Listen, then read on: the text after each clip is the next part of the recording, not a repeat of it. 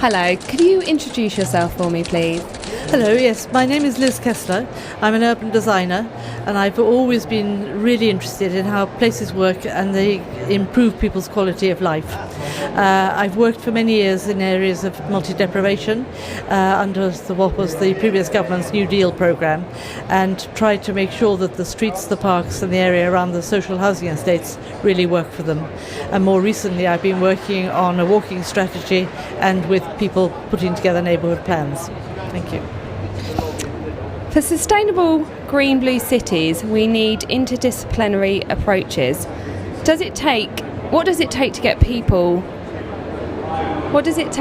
people to work better together?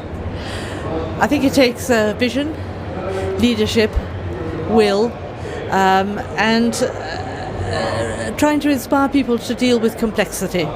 But also, alas, it probably also takes money.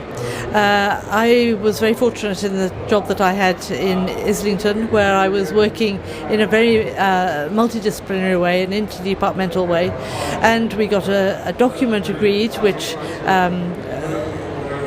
said that this is the way we wanted to work. Everybody agreed to it, but then actually making it work is a completely different kettle of fish. But what changed it is if you could actually have some money and almost sort of say, right, you'll only get some of this money, or we can only use it if we work this way, made all the difference. And without some money, I'm afraid it would have been much harder. Sad, but that's the reality.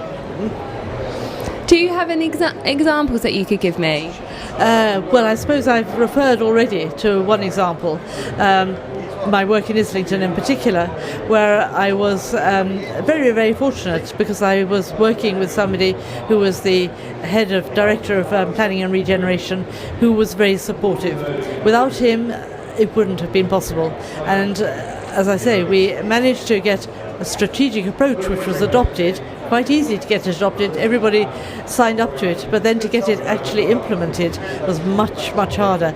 And I had to go back to him on various occasions and say, look, you've just got to give the leadership. I didn't put it quite that way. He did, and he actually knocked heads together and made it work, and that was incredibly helpful. So that vision, a shared vision, leadership, people in senior places who are really going to prepare to make it everybody else work in that sort of way is really important. What is the one major challenge in rethinking our cities to be more sustainable? I think that the main thing to make them more sustainable is to get people to travel short journeys more sustainably by walking and cycling, which is possible in lots of cities. I think a lot of focus is put on buildings, but in fact if you look at carbon emissions, they're greatest from transport. And all of our roads in cities, in almost all cities in this country, certainly in towns, are designed first and foremost for cars. And huge numbers of people are making journeys that are taking them longer than it is to walk. And if we could begin the process of redesigning so that we have good pavements, safe crossings, not necessarily zebras and so forth, but basically putting into effect a hierarchy which has been spoken of for a long time, that the first priority goes to people on foot, second priority to cyclists, then to people in cars, to people in public transport, and then to cars. And I think if we could begin the shift of cities in that direction, we would make a huge, huge impact. Do communities have enough of a say in the design policies that affect them? No. Which begs the question, what are the design policies? I think that local people have an absolute huge desire to be engaged in what is happening in their neighbourhoods, and they have almost no influence. From my experience, when you work with people in local communities working with designers, you always get a much better result. And I've worked with many designers who will say that the more closely they work with communities, the better they design. And I think people who are actually delivering things need that challenge, need to be reminded over and over again that actually they're designing for people, and that it's only by listening to people that they can respond. They don't necessarily do what the people say you do, but at least you hear what they their issues are, and then you can lead and say, this is the way we can solve your problems, and I think we get much better design. How can people be more proactive in planning against flooding? That's a big one. It's a big one at the moment. Again, I think it's trying to understand what the issues are causing the floods in the first place.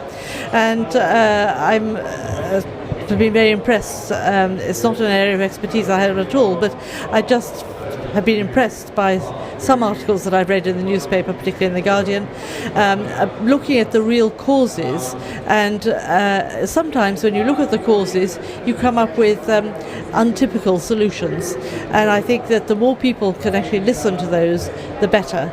And I think that obviously there is some element of the lifestyle, but there are all sorts of, it's a huge number of issues that lead to the flooding.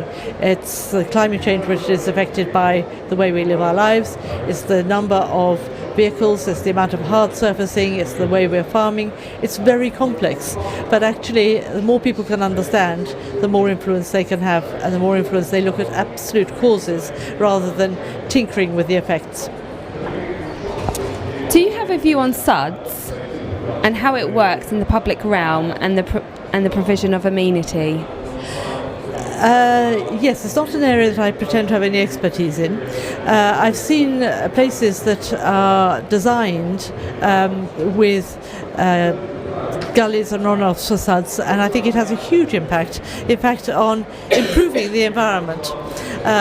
If you actually take into effect a more naturalistic approach, and if you landscape places, you can actually make the provision for SUDS actually rather playful, which again encourages people to come outside. You can make it look much more natural, it's much more attractive.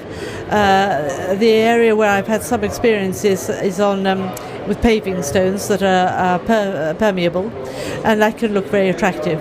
So it's again a mentality, and I think that what is important is that both the human values and also the environmental values just need to be factored into everybody who's making decisions on all issues to do with the environment, and actually joining it together and making it work.